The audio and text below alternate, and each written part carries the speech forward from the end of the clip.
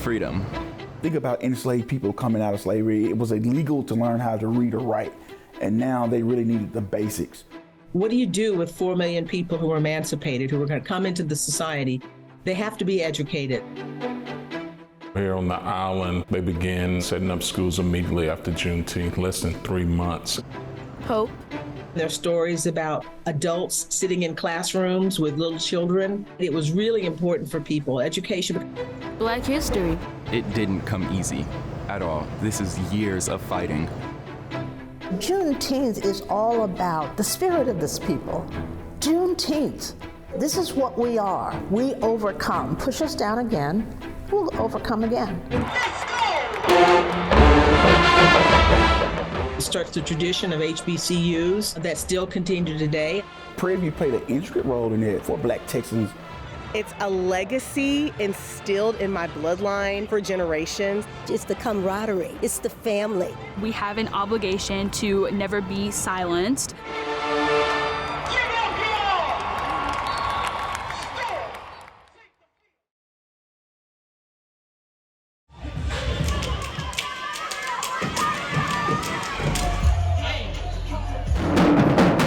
Historically Black colleges and universities are more than just homecoming, marching bands, and step shows. In fact, right here at Prairie View A&M University, it is a direct result of Juneteenth. But to get here, you must understand how HBCUs got started. For 250 years, African Americans were denied the right to an education. While you all were slaves, did they teach you to read and write? Did y'all go to school? They didn't know nothing about reading and writing. All that I know, they teach you to mind your master and your missus. They sure didn't teach you to read and write. No, they didn't. I picked cotton, I remember picking cotton. From the continent of Africa, we get math and science and language and culture, all of these things that were lost in the transatlantic slave trade. So there was much success and accomplishment and achievement. African people, because they lived in areas where there were lots of different languages, there's not one language, they were good at that. And they very often served as translators and guides with Native Americans and Europeans as well. So that's not something you think of when you think about enslaved people. Enslaved people like the man depicted in Galveston's Absolute Equality mural. He's considered the first African to come to North America. Who was Estevanico? Estevanico came to the area that is around Galveston and that part of Texas in the 1520s. He came as an enslaved man, but because of circumstances, ended up being pivotal to the survival of a group of people after shipwreck. And he had been brought over because he had a talent for languages. Centuries later, Africans from countries like Ghana and Nigeria quickly picked up the English language. They were forbidden to speak in their native tongue and could be punished for doing so. And while they could speak English, they were outlawed from reading or writing it, forcing many to learn in secret. You knew it was dangerous. Some of us thought we couldn't read, I'm sure. It's hard to control people when they can read, when they're literate, and certainly if they can write. They wanted a workforce that was closed off as much as possible. When you start to read, that opens up an entire world to you about who you can be and about what life is like elsewhere. That was the case in 1831, when Nat Turner led one of the biggest slave rebellions in U.S. history. Since he was educated, a majority of slave states then passed official laws against teaching enslaved people how to read and write. But African Americans utilized other skills. Well, they certainly had to be able to read the people who were their captors, the people who were in control of them. They had to learn to observe and to learn how to deal with people who were holding them in bondage. They had to learn how to create ways of coping with all of those things. That is until freedom came with Juneteenth. Plantation owners in Texas ignored the Emancipation Proclamation of 1863 until Union soldiers arrived 2 years later, officially ending slavery in the state of Texas. June 19, 1865 is the day that Major General Gordon Granger arrives here in Galveston to issue General Order Number 3. The people of Texas are informed that, in accordance with a proclamation from the Executive of the United States, all slaves are free. This involves an absolute equality of personal rights and rights of property between former masters and slaves, and the connection heretofore existing between them becomes that between employer and hired labor. The freedmen are advised to remain quietly at their present homes and work for wages. They are informed that they will not be allowed to collect at military posts and that they will not be supported in idleness, either there or elsewhere. So I'm sure the enslaved people were just blown away by the very sight of that. Not only the enslaved people, but the white citizens probably were shocked to see so many of these black soldiers moving throughout town and moving throughout the state.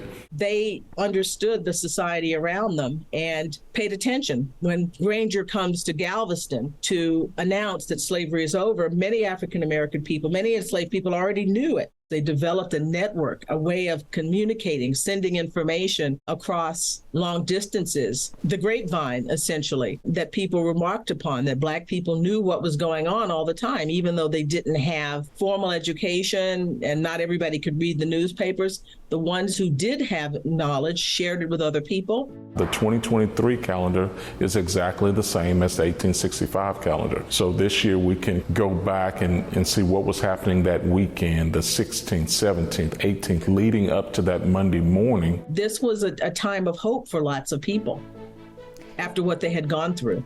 What do you do with 4 million people who were emancipated, who were going to come into the society? They have to be educated. But immediately after June 19th, 1865, here in Galveston, less than 3 months, they began setting up schools.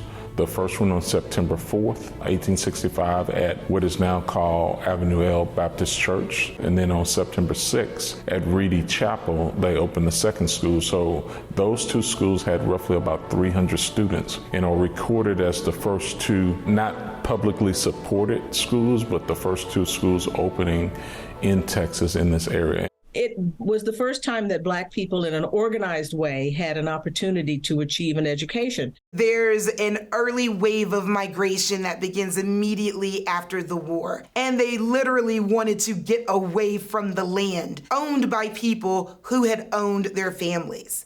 So then the ability to move into Houston, into a community like Freedmanstown, offered this type of spatial freedom that staying in the country didn't offer. I reside here in Freedmanstown, and this is a home that has been passed down through our family. I'm like the 5th generation. Are these original houses? No, these are original, okay? And you had a variety of different families here. The first time I walked along these bricks, I was very emotional.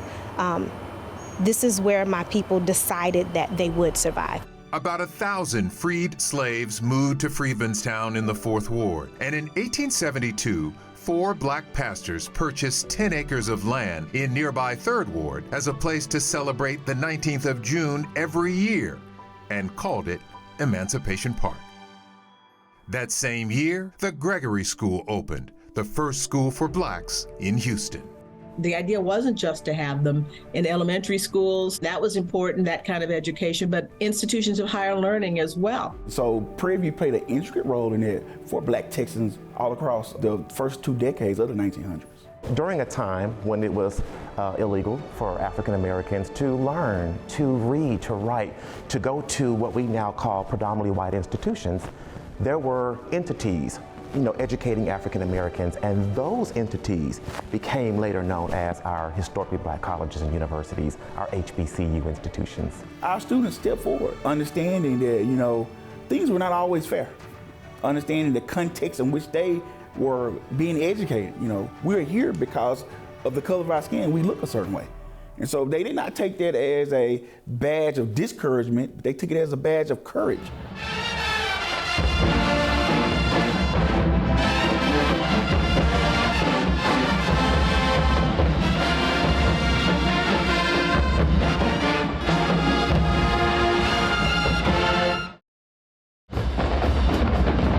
Homecoming is more than just a celebration of the university. It's a celebration of our culture as a historically black university.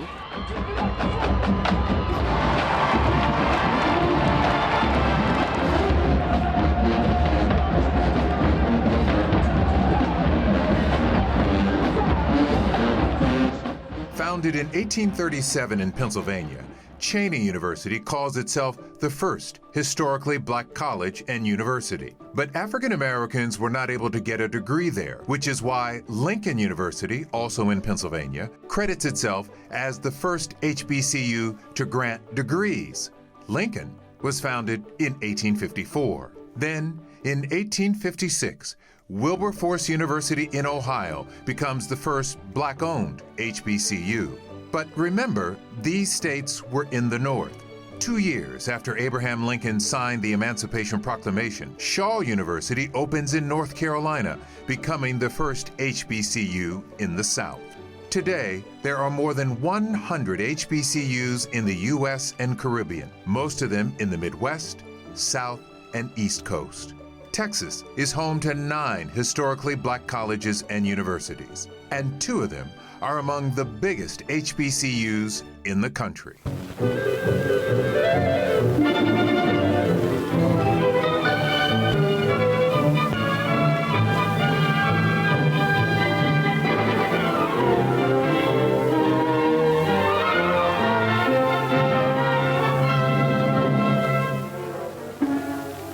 Prairie View, one of the state colleges of Texas, is designing courses to supply trained men and women to the increasingly technical fields of industrial and military service. I'm standing on land that was once the Alta Vista Plantation. That is until 1876, when it became the Alta Vista A&M College of Texas for Colored Youth, now known as Prairie View A&M. Here in the heart of Houston's 3rd Ward is Texas Southern University, home of the TSU Tigers, founded in 1927 as Houston Colored Junior College.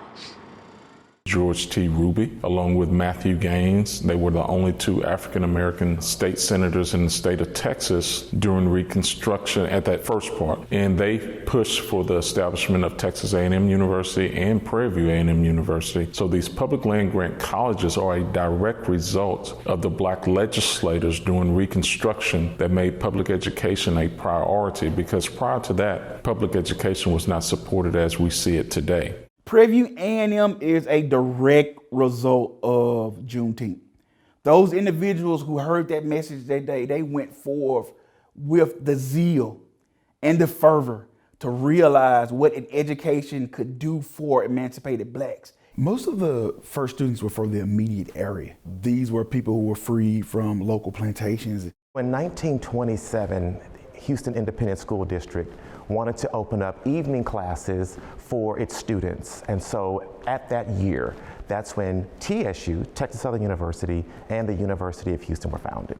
I want to say there were a few, maybe 50 students at the time, just understanding what it meant to be a preacher, or to understand what it meant to be in religious studies. So few limited options back in 1927 for African Americans, but there were options available. We know that Jim Crow was burgeoning across the country, and Texas was not immune to that. We tend to think of Jim Crow and segregation as a Southern phenomenon, but this is something that starts up north before the Civil War, and later Southern state legislatures start to pass these segregation laws after they've ousted Black Republicans and their white Republican allies out of office.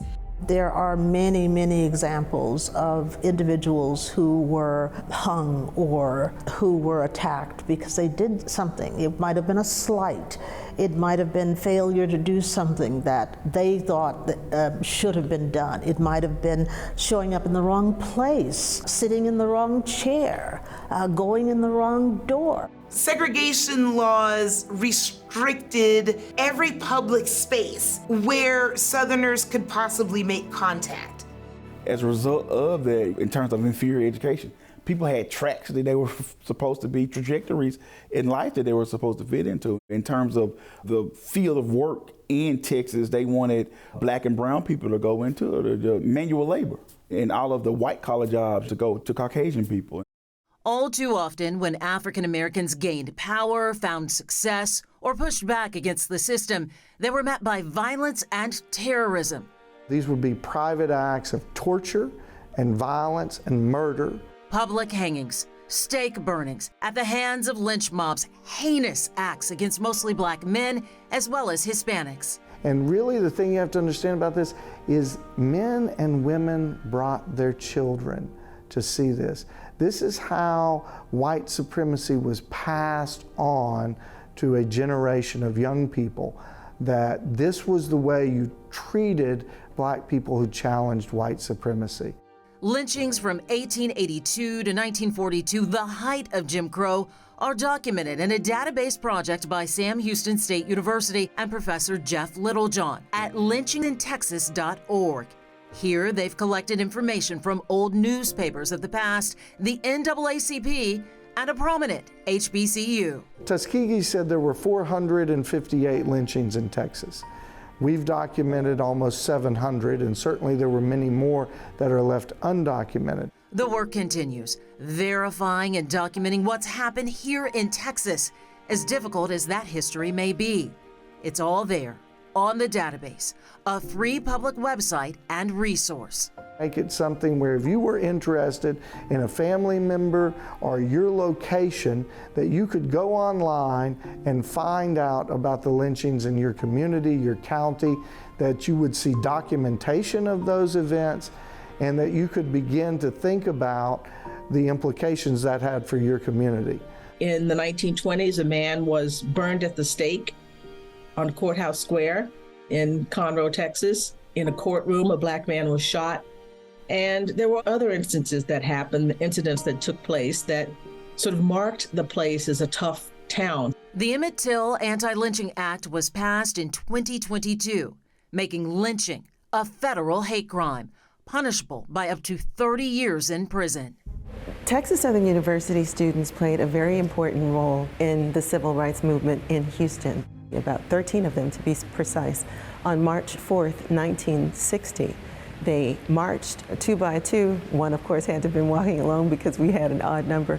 But they went to the lunch counters at the wine gardens on Alameda, and they sat and they sat. And so they initiated the civil rights movement in Houston, Texas. When we give campus tours and we take students down Wheeler Avenue, which we now refer to on our campus as the Tiger Walk, we talk about how that wasn't always a peaceful passage that it is today. Cars drove by and not everybody had good intentions when they were driving through our campus.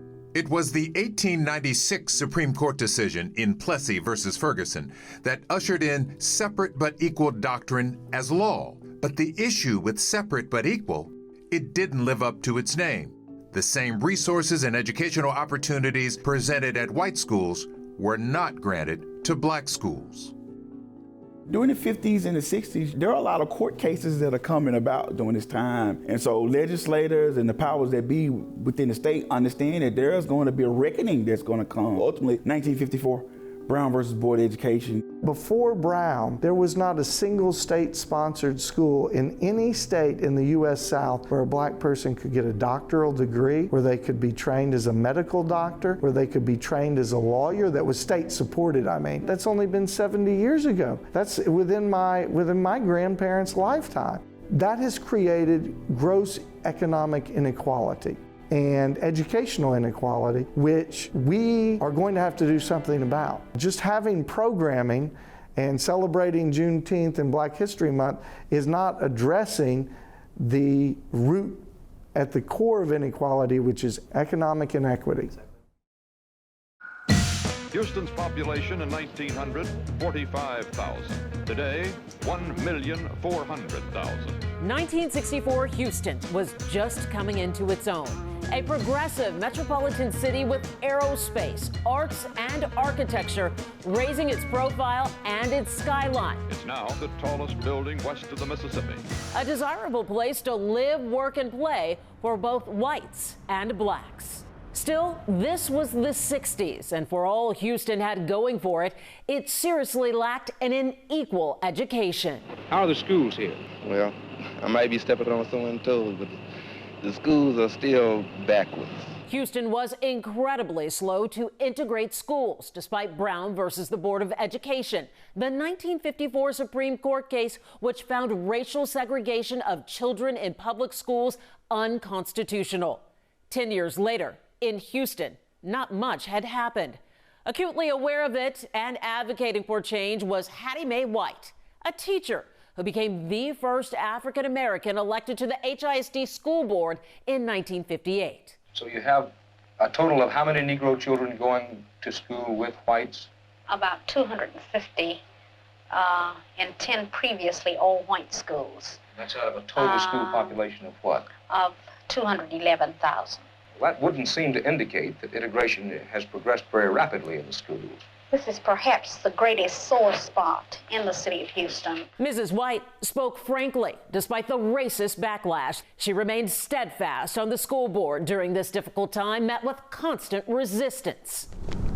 There were multiple lawsuits and legal interventions to move integration along. We will file suit in federal court on grounds of failure to integrate.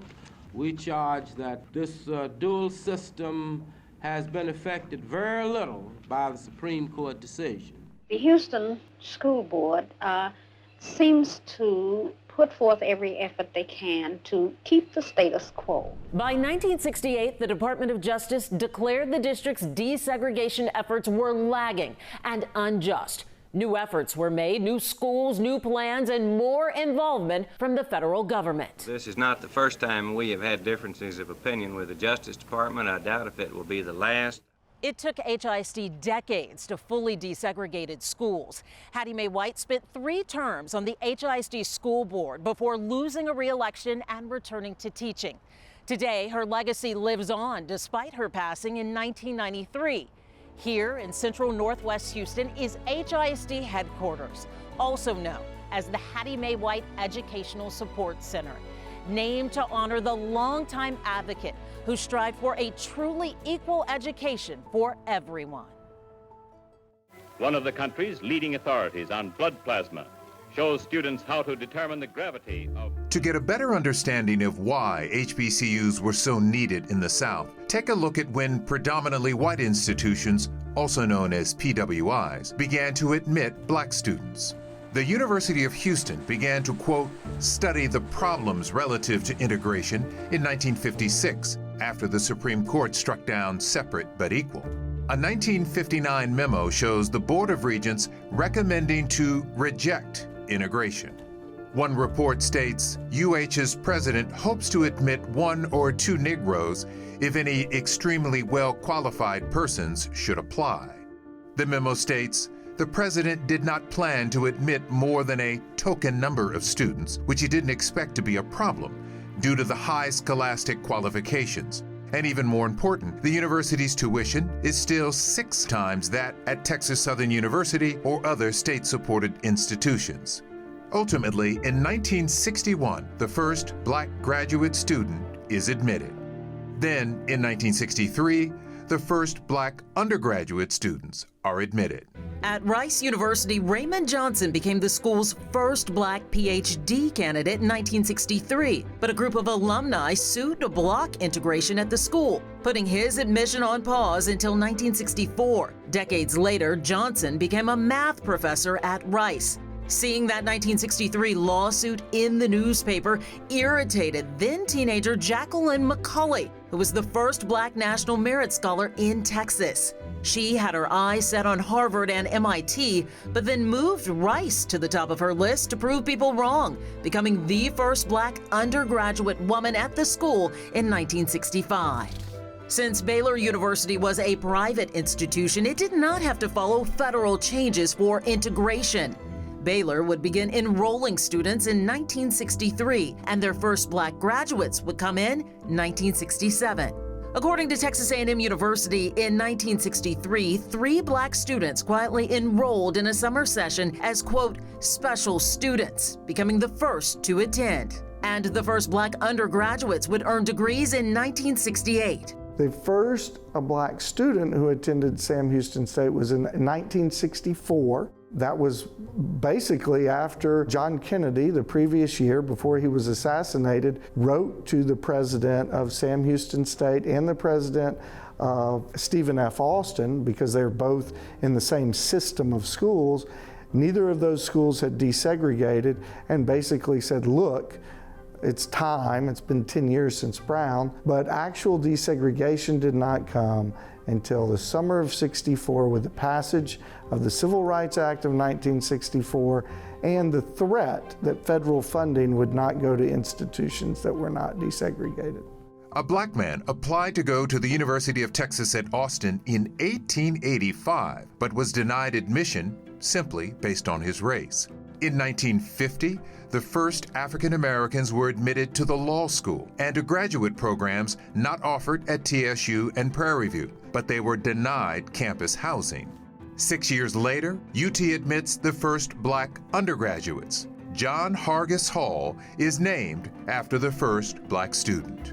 The groups of first black students at PWIs faced momentous challenges at these universities, and many of them became activists on campus, especially during the Civil Rights Movement, like University of Houston's Lynn Uzan, who was crowned the first African-American homecoming queen at U of H and co-founder of U of H's African-American Studies program. Society was changing and changing rapidly. It was not gradual change in the 60s, and students who no longer wanted to be second or third string and wanted their own cultural identity recognized and respected. We were 18, 19, 20-year-olds who were just out of high school, who were confronting worldly problems. Today, these universities all have growing black student bodies with a number of organizations to support them. Growing up, you thought you would become a maid? Well, every woman that I knew and was close to was a maid. That's what one did. Ruth Simmons was the daughter of sharecroppers, the youngest of 12, born in the East Texas town of Grapeland during the Jim Crow era. Her parents taught her to be mindful, even careful, among whites. You said you and your family pretended to be invisible. How? To be outspoken, to be obvious, to be noticed, always posed a bit of a danger because often you didn't know what would offend. At age 7, the family moved to Houston, where she says school became her refuge and teachers sparked her curiosity and thirst for knowledge. First of all, education opened up to me the possibility that there was more to my life than what I could do with my hands. I could develop my mind. But she would also learn that educators would do more than just broaden her mind. They would rescue her during the most difficult time of her youth. When she was a 15-year-old student at Wheatley High School, her mother died. When I went into my junior year, everybody in that school knew I had lost my mother. The principal, all of my teachers, and you know what they did? They gathered around and they tried to serve as surrogate parents. They scolded me when I was being idiotic, and that was often, by the way. They made opportunities available for me. They decided that I had to go to college. They decided that I had to get a scholarship. They decided where I should go to college. She got that scholarship, and in 1964 headed to New Orleans to attend Dillard University, an HBCU. It was the next chapter of an extraordinary journey for a woman who had attended segregated public schools with fewer resources, except for the one resource that truly mattered. We knew we didn't have the same books. We knew we didn't have the same access to enrichment opportunities. But we had something else that cannot be underestimated in an education system. And that is, we had people who cared about us. After graduating from Dillard, Simmons went on to get 2 graduate degrees from Harvard, then crisscrossed the country working at several universities. Along the way, becoming president of Smith College in Massachusetts, and became the first black president of an Ivy League school, Brown University in Rhode Island. In 2017, she came out of retirement to become president of Prairie View A&M, leaving in 2023. But slowing down is not in Ruth's DNA. She is now a distinguished presidential fellow at Rice University and a special advisor to the president of Harvard. Ruth Simmons, the little girl once told to be invisible, is an outspoken influencer in education and sought-after speaker. and just wrote her memoir, simply titled Up Home, One Girl's Journey.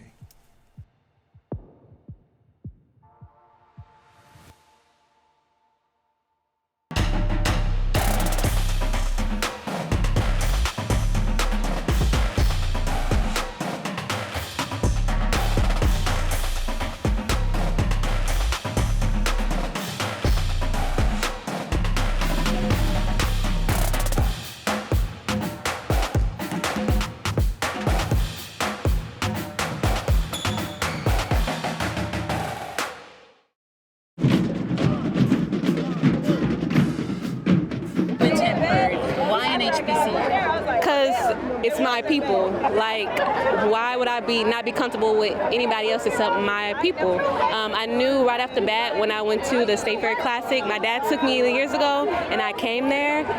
I just loved the energy, and I knew I would be here. It's more like you get to know your family, because this is a big family, and you just get to interact with everybody, make new friends, new family members, everything. I just love it. I love my HBCU.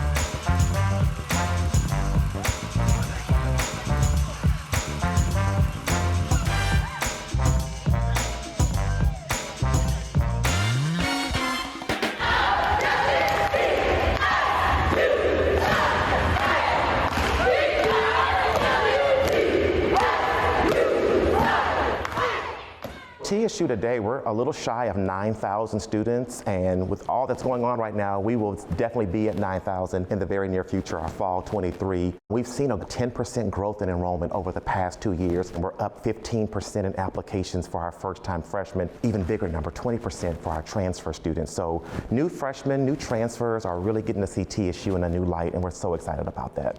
TSU remains one of the largest HBCUs in the nation and even in the state. So we're certainly in the top 10 of our HBCU institutions. We have a goal in the next 8 years to be over 15,000 students. Houston draws so many students from across the planet, across the country. I think students get a chance to see that international culture added to this HBCU culture. It's a win-win for TSU and for Houston.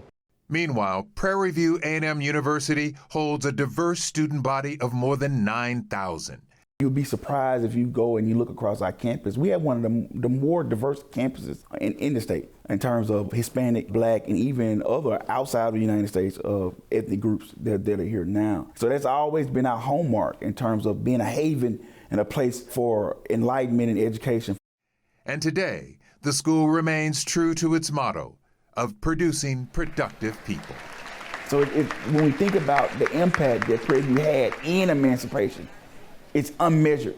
And still to this day, you know, we're putting out teachers, we're putting out engineers, architects, leading in the top 5, top 10 all across the country. It's a tradition of HBCUs that still continue today and actually now are sort of engaging something of a renaissance. African-American students are beginning to go back to them. I chose PV because first, I wanted to come to an HBCU, and this is the closest to California, that's where I'm from. So Texas is the closest state that has HBCUs to the West Coast. Over the past few years, historically Black colleges and universities have seen a rise in enrollment. In 2022, Texas Southern University in Houston welcomed one of its largest freshman classes in its history. So large, the campus faced a dorm shortage. As fast as we're growing and we're excited for the growth, we must quickly develop plans to serve a student body that is looking to not just go to TSU, but live at TSU. The reason for the resurgence? Perhaps a number of things, such as NFL legend Deion Sanders coaching at an HBCU in recent years. I mean, oftentimes HBCUs are underfunded and overlooked. I can help with that. I can help with the relationships that I have, and I can help with the exposure that I have to bring the eyeballs and the necessary eyeballs and the pivotal eyeballs that we need. And famous HBCU graduates, such as Vice President Kamala Harris and Houston rapper Megan Thee Stallion. But more importantly, because these institutions provide a safety net for some Black students. I think admissions are up in HBCUs because the country is going through a difficult time, where we're seeing the resurgence of some of the behavior earlier in our history. And there's this. HBCUs taking center stage, Houston native Beyonce paying homage to historically Black colleges in her 2018 Coachella performance. We just expect that, just a little concert, things like that. But when they came with the band, it just made it way, intensified the whole situation. We're such a national treasure in terms of expressing American culture. An intricate part of it in terms of the music, in terms of performing arts. A lot of these things got their starts at HBCUs.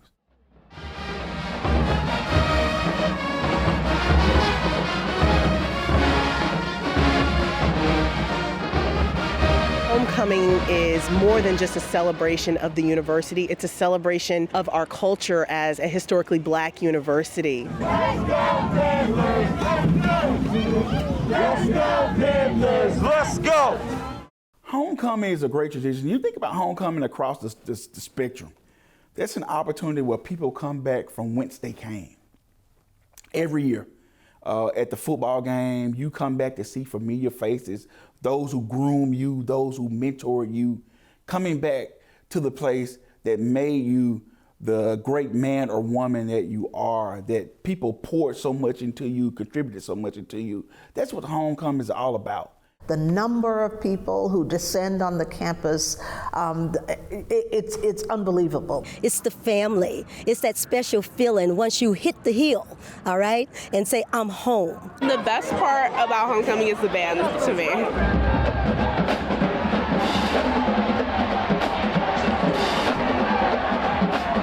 And so when we see this, we see the best that we are as Americans at these homecoming events, and how we pull together and how the culture is displayed too, through the band performing, through the majorettes dancing, through people sharing songs of old that they learned chanting. The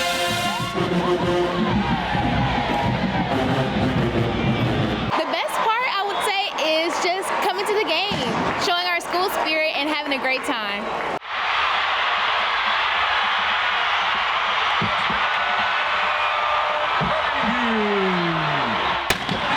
The best part is seeing all the alumni come back and give back to the university and want to come back and show love to the students, so that's the best part of this week. For me, as a fifth generation Prairie View graduate, my great-great-grandfather graduated from Prairie View in 1890. Homecoming is a family affair for me. It's a legacy instilled in my bloodline for generations. This illustrious university is so important to our culture, and I love being here. I don't miss homecoming ever. It's just like one big party, but like a safe one. None of us is so far advanced that we don't recognize how thrilling it is to be associated with a university and graduated from a university. And so every homecoming, you get to celebrate that. You're celebrating the fact that you have done something. Decades of Black excellence are personified in brains, beauty, and melanin. Miss Prairie View 1994, Donna Wand. Miss Prairie View A&M University 2002, Nella Pierre. Miss Prairie View A&M University 2008, Kara Iguatu. Miss Prairie View, A&M University, 1974, Jackie Washington. These are the once crowning queens of the campus, the Prairie View A&M University Misses. It's a sisterhood that is beyond us. PWIs have a homecoming queen.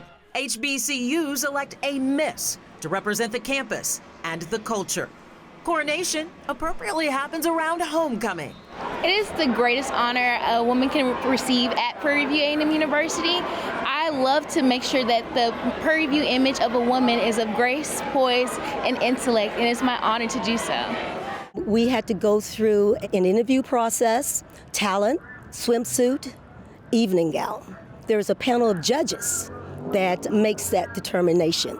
But what has changed with that is that now there is a student vote piece incorporated. Students can now vote who they want to represent the university. Other things have remained the same for the Misses, like their return to campus for homecoming, the accolades earned, and the success they find following their reign. It's accomplished women from all industries and backgrounds. We have Miss Prairie Views who are engineers, they are architects, a lot of military. We have some decorated Miss Prairie Views as well. Also, we have one Miss Prairie View that was a Secret Service agent. There's plenty of pride to go around in this well-established sisterhood, a 90-year-old tradition and title of distinction fit for a queen. We rolling down the track. We want to show you how we keep back. As more African Americans entered college, they began to create their own fraternities and sororities. You may know about stepping.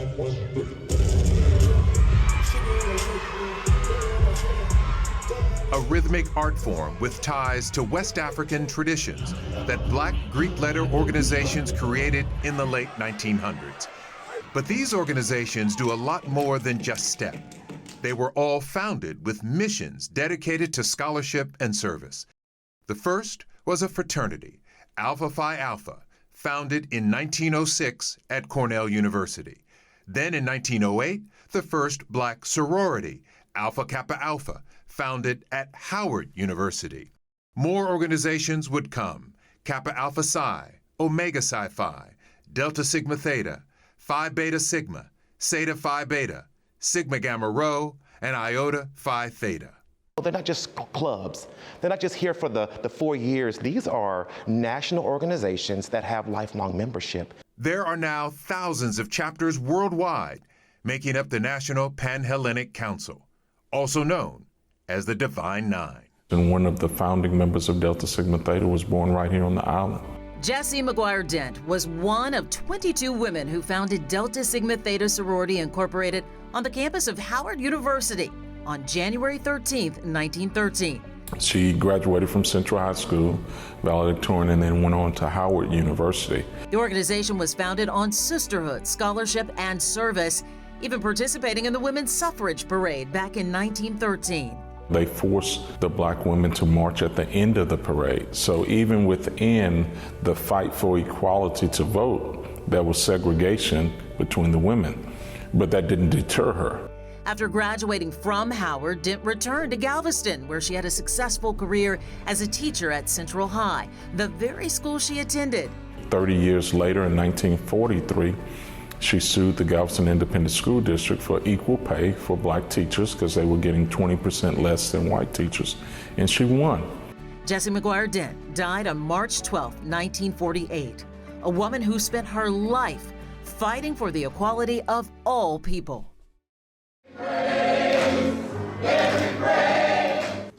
Juneteenth was Juneteenth way before the country acknowledged that it was Juneteenth. Of course, Juneteenth became more popular in 2020, but it was always important to the former enslaved and their descendants. It's always been important here in Texas. And when I was a child, people were talking about that day to celebrate. The oral history of Juneteenth has been passed down for generations and decades prior to it becoming a state holiday in 1979 and a national holiday in 2021. Sometimes people in those earliest days, people were punished for celebrating.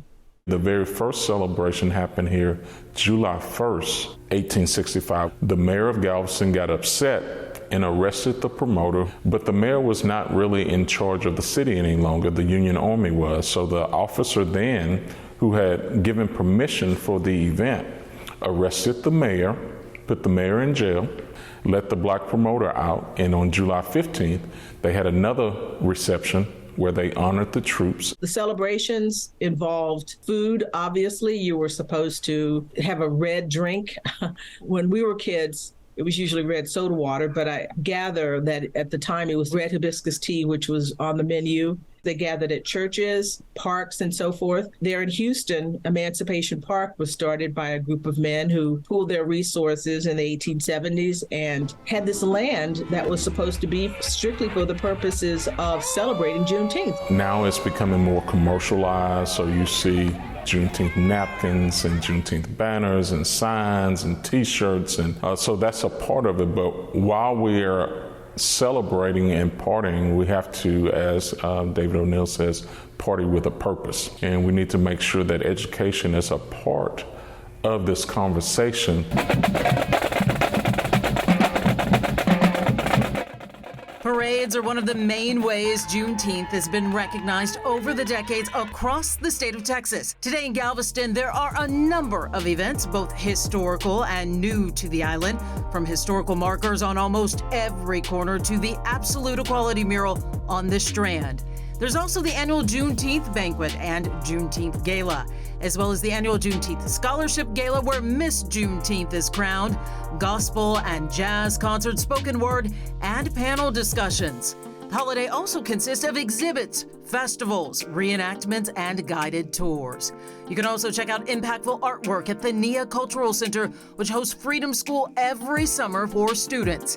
And new this year, for a limited time only, the powerful Blank Slate Monument. The Blank Slate Monument was done by international artist and Ghanaian artist Kwame Akoto-Bamfo. And in 2021, it made its debut in the United States. It's been to 19 other locations before coming here to Galveston. The Blank Slate Monument was created to challenge the narrative of Confederate monuments. The artist says it's a visual representation of the Black experience and struggle in America. Here's how it's explained. You see people lifting each other up, starting with an enslaved person's face pressed into the ground. He has no rights, yet struggles to support future generations. Above him, a Black Union soldier with a noose around his neck. He's trying to keep an American flag up even as he supports an activist mother who has a child on her back. That mother is holding a lantern as she fights for her baby's future. This is the Blank Slate Monument, a traveling art piece where the voice of the ordinary person can share their views on issues concerning Black history. The experience of being African American. It's the journey to the freedom of African Americans here in the South. It feels good to know that they fought for it. We have an obligation to never be silenced. Protect our kids, they are the future. It's sad, but also it makes me feel good that I am where I am now and be able to do the things I do. The Blank Slate Monument will be in Galveston through July 5th. There are so many firsts in Black history and education that happen right here on Galveston Island and recognized with this historical marker. It mentions the first public high school for Blacks west of the Mississippi River. Yes, Central High School was established in 1885, 20 years after Juneteenth. And here on the school's third campus is the old colored branch of the Rosenberg Library. Opened in 1905, it's believed to be the first public library for African Americans in the southern United States. While getting an education was one struggle, learning about African American history was and continues to be another. I wasn't really taught much about it growing up. I didn't think Galveston would have this type of history. I thought it was maybe somewhere in like Louisiana. I really learned about Juneteenth when I started going to Freedom Schools. I started learning about Juneteenth in Freedom School. In Galveston, we really don't get the opportunity to learn more about like our culture as a whole, especially in school. But Miss Rooks, she's adamant about us learning about Juneteenth. One thing about history, if you aren't aware of your history in the past, to learn from it, to grow from it, then in many aspects you're doomed to repeat it. I think it's important that we understand our history. No matter which side of things that you're on, you need to be educated. Being quiet about it all is not healthy for our society. In 2021, Texas passed a controversial law which gives specific instruction on how Texas teachers can talk about current events and America's history of racism in the classroom. Texas is one of several states that passed legislation aimed to ban the teaching of critical race theory in public schools. Critical race theory is defined as ideas holding that racial bias is inherent in many parts of Western society, especially in its legal and social institutions. In recent years, there's been a push on banning certain books in schools and libraries across the country.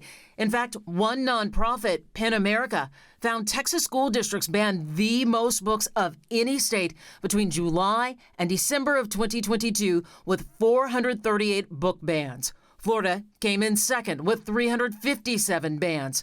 The nonprofit found 30% of the titles banned were books about race, racism, or featured characters of color. In February of 2023, Texas Governor Greg Abbott told state agencies to stop considering diversity in hiring. And in May of 2023, the Texas legislature passed a law banning diversity, equity, and inclusion offices at public universities. There's simply no way to tell the history of Texas without diversity and inclusion, because Texas has been a diverse place from the very, very beginning. This movement is part and parcel of this regression to the world that I experienced as a child. Of course, one couldn't. When I was a child, you dared not talk about race. You have to face that. It wasn't all great. You know, it was, racism was a part of it, not just against African American people, but Native peoples. There was oppression of women. Women were treated as a second-class status. And the story we should be telling, I think, is about how we have tried to overcome that. So let's say that in the educational realm, we decide that there are certain things that we don't like, and we're just not going to talk about them, and we're not going to study them at all. Can you imagine what would happen to the future of advancement of any field if you reach that conclusion? These young people, they don't know what to do. They're very discouraged to think that they are going to live a life with people hating them for reasons that they don't understand. So I'm trying to give a message to them that we've been there before, and just as we have in all times, we will overcome that, and you will be a part overturning that just as others have before you. We as the generation that's coming up, and we as the looking towards the generation that's coming behind us, have an obligation to them to make sure that they know their history, to make sure that they know their culture, to make sure that they don't let it die like everyone, has in the past before us. When I think of Juneteenth, the first word that rings through is freedom. Slavery. Texas. Hope. It's always a story about what they don't have instead of the kinds of talents that they actually did have. You think about how they persevered, and you think, we're in tough times now, but if they could survive, if they had the ingenuity and the will and the creativity to survive, we do too. Juneteenth, this is what we are. We overcome. Push us down again, we'll overcome again. Juneteenth, it's not just Black history, it is American history, and it is the first step in the ongoing fight for equality in education. And now it's up to all of us to continue learning and sharing the Juneteenth message of freedom.